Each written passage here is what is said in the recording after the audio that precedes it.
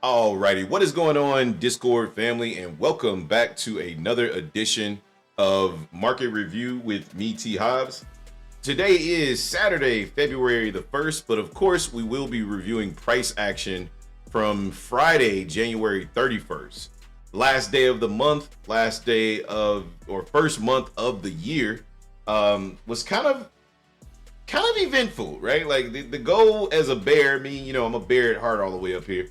But the goal was kind of to get, a lot of price action. I venture to say we definitely got that out of price this month. So waited nice into the year. I hope you guys are doing well with your accounts, all that other good stuff. But let's jump right into the market review and we walk you through everything we saw. So, all right, so the current conditions that I was looking at, right? I was looking at the market as being in the markup phase, right? And I assumed that we were rallying up into all-time highs in daily supply. I was wrong, which I'm glad I was wrong, because I definitely shorted the market, right? But ultimately, my thesis was, okay, we got above this high, we'll probably rally at least into the supply zone. I was wrong for the Dow Jones, I was right for every other instrument, right? But it doesn't matter. These are just my thesis, right? I'm going to always trade my pre-market plan. This is just how I'm viewing the market at the time, right? Essentially, we were bearish as long as we stayed below 642, which we did. We were bullish as long as we stayed above 779, which is previous day low. And you can see we did not, right? Which leads me to believe that the market could be turning bearish, but that's another thesis for another day, right? Macro. Once again, bears failed to break any significant lows. No matter how much selling pressure is placed on the market, the bulls are in full control and only have one more logical area to break, which is all-time highs. As long as we are above the previous day low, I want to continue to look for longs. Now, that's if we come down to the previous day low and we hold it, right? But where we were starting the day, I'm going to follow the plan in the white box, right? Because if I'm in this thing, I'm probably in it as I'm writing this pre-market plan, to be honest. Like, I'm already in the short, right? Expecting the previous day low to get hit, right? Anyway, range. Look to short the high of the range and long the lows of the range in a break and retest from the high or the low, okay?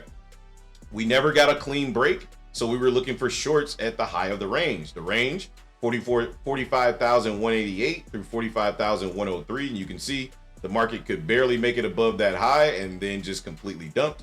The low, 44,963 through 44,804. And you can see we broke right through that level, targeting that previous day low, kind of what I was expecting from price. The bullish and the bearish scenarios to the higher time frame demand or in-wall or supply, none of those levels got hit, so I'm not going to waste much time talking about them, right?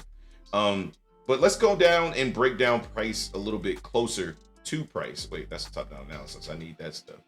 Let's come down to the 15-minute chart and take a look at where the liquidity was, okay?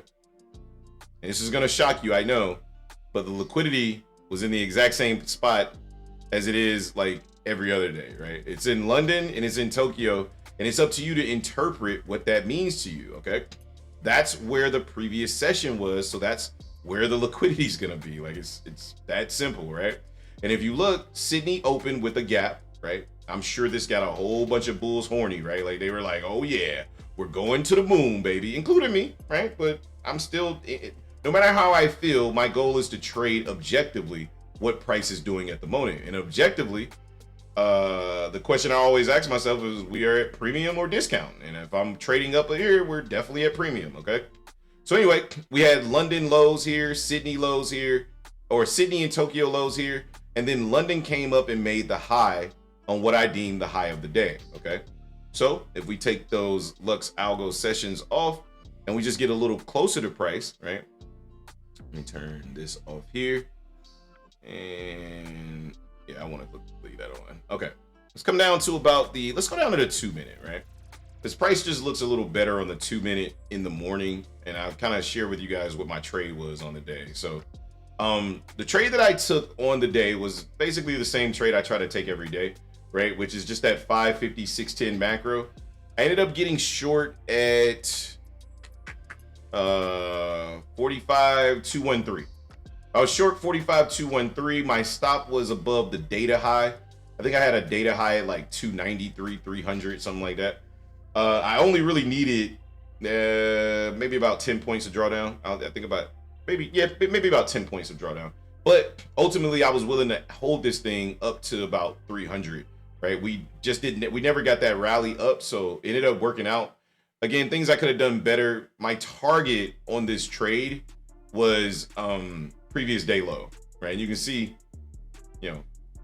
9 hours later we hit the previous day low. But I'm a day trader, right? I'm trying to get away from intraday trading. I'm trying to get into the mode of being a day trader, right? And as a day trader, I like to look for the bigger move if it fits my analysis of price on a higher time frame, right? So I ended up taking this trade down to about, London Open. I locked in 70 points, which it was a good trade, right? It was a good start to the day. But the reality is that's not why I'm getting up to trade London, right? I'm getting up to trade London so I can hold through New York, right? And potentially look to get price where I want it to go ultimately, which is I would have been fine with daily fib tap, right?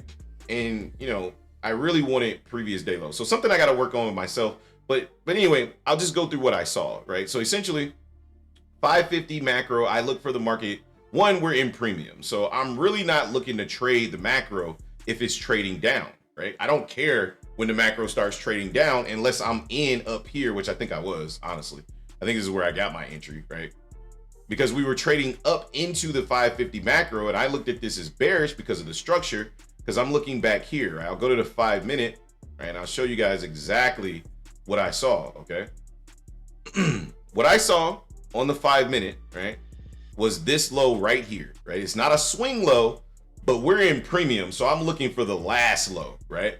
I'm not waiting on price to break this low right here and then get in on the retest up here. No. When I get up this early, I'm looking for the most recent low inside of premium. This low brought a new validated high, right? It was validated by bringing a high, right? And then it immediately got taken. From that moment forward, right? Everything inside and above this wick right here is bearish, right? Let me paint it red so you guys can see, okay? So essentially, what I was looking to do was short everything above or everything inside of this red box, right? I bitched up, not gonna lie, and I only added one contract, but reality is I should have added here at 610. I definitely should have added here at 222, at 655, and then I should have added here at 720. So those are little demons that I'm working out in my trading style, right? But it's all good. It still took a great trade. I just would like to add into my max size, which is 4 contracts, right? So this was a great opportunity to add into 1, 2, 3, and 4 contracts. And then as we started to drop, it would have been easier for me to hold the position because I'm not going to hold the whole position to my target, right? It's easy for me to take one contract off at midnight, take another contract off at the daily fib, right? Then take another, leave the last 2 runners for the PM session, right? And then take everything off at the previous day low. Been like a 500-point move. But again, just working on the kinks of my system. It's working out really good. And I couldn't be more proud of this week. So I'm not even going to beat myself up for it. But anyway, let's go down to the 1 minute and let's look how the macros worked out inside of the Dow Jones, okay? We had the market trading up into the 930 macro. If you've been around the Discord long enough, you know that this is my go-to on the Dow Jones. Whatever this macro does inside of the current character, this is obviously bearish. We're making, lower highs and lower lows, whatever, right? So all I'm looking for the 930 to do is make a lower high, right? It comes up here to 194 and refuses to break above this little wick right here, right? Matter of fact, I believe we tap into 50% of this wick, right? If I'm not mistaken, right? Let's see. Hold on, my computer messed up. Brother got to get a new computer. Yep, look at that. 50%, 194 right on the dot, right? We tapped right into the CE of that wick. That's your entry. Failure to break previous day high. Like so many confluences right here. I didn't take the trade, but it is what it is. We come back up into the CE of the previous wick, heading down to trade down into 950. Again, you can look for longs here, right? I repeat, you can look for longs here and they are valid because we are below midnight, right? It's a good place to look to get long. However, you need to understand that the market is also in bearish character. So your target on the longs is important.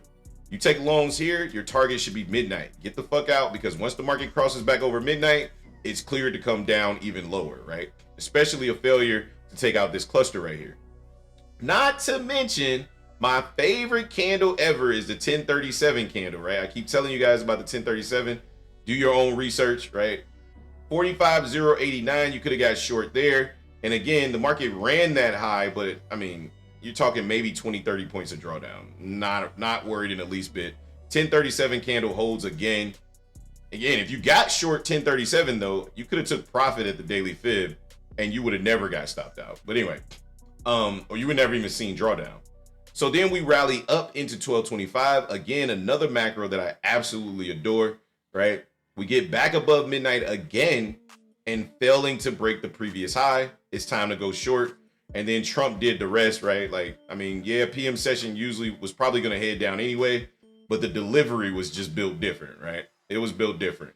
The market ended up flushing off the news that, you know, Trump was in he basically said the market thought he was giving up or he was going to start tariffs back in March or wait till March.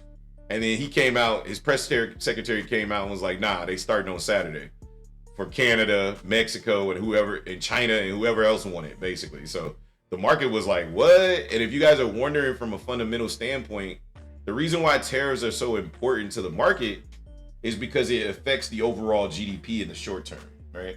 If the GDP goes down, then that means we're overpricing stocks, right? Because the GDP is too low. So that's why the market freaks out like that. I mean, that's the fundamental reason. The market still is just following structure, okay?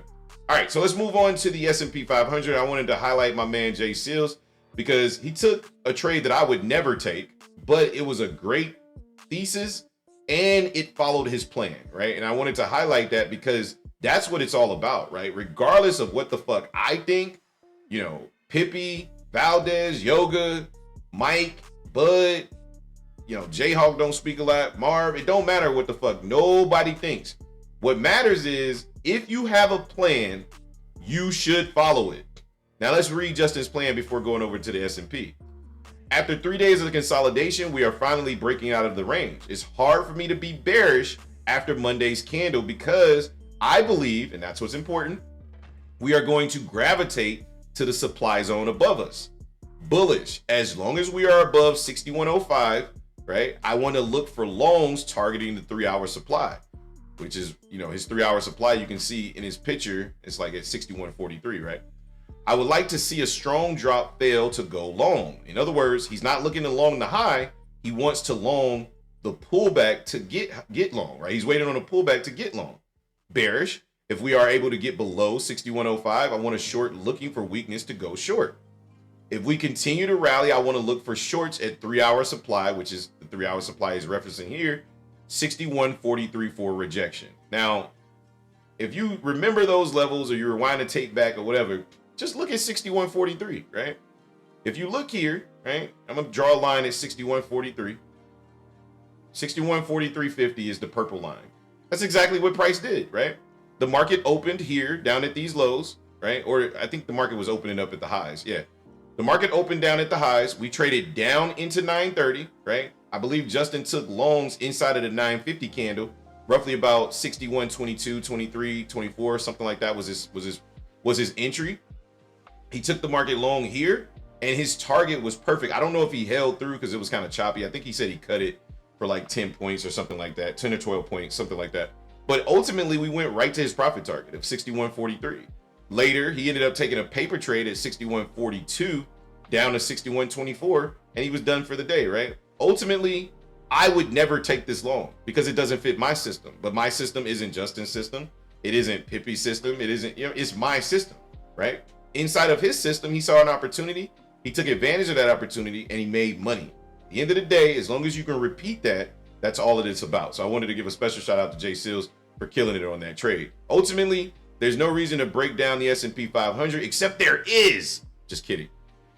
Look, guys, the 4-hour on the S&P 500 was delivered the exact way I thought that the Dow Jones was going to be delivered. I was cool that it wasn't delivered that way, but you got to recognize these higher time frame levels. We ended up filling this gap, tapped right into the 4-hour supply zone, and then we just melted on the way straight down to and holding true weak, which I don't know. That's another story for a top-down analysis, right? Let's go over to the NASDAQ. Again, nobody wrote a plan for the NASDAQ, but it was developed pretty similar to the other two, right? The big thing on the NASDAQ, shout out to Pippi because he pointed this out, on the future settlement, right? You had this purple line right here is weekly settlement price, right? Look at what the market did, gravitating toward weekly settlement, tapping into the fair value gap on the 4-hour time frame right here, right? Using that as resistance, and I mean, it was just melt city from there, right? As long as you have a system and you understand where the draw on liquidity is, the draw on liquidity will be different every day. But as long as you have levels that you deem as good draw on liquidities, i.e. weekly settlement, in-walls, supply zones, demand zones, daily fib, weekly fib, all of these are draws where price was once fair. If price was once fair, it's likely to go there, right? I just realized that rhymes. But ultimately, what I'm trying to say is as long as you understand where the draw on liquidity is, you will be successful in this market. And I wish you all nothing but the best. This is the market review. My name is T. Hobbs, and I will catch you guys on the next one. Peace.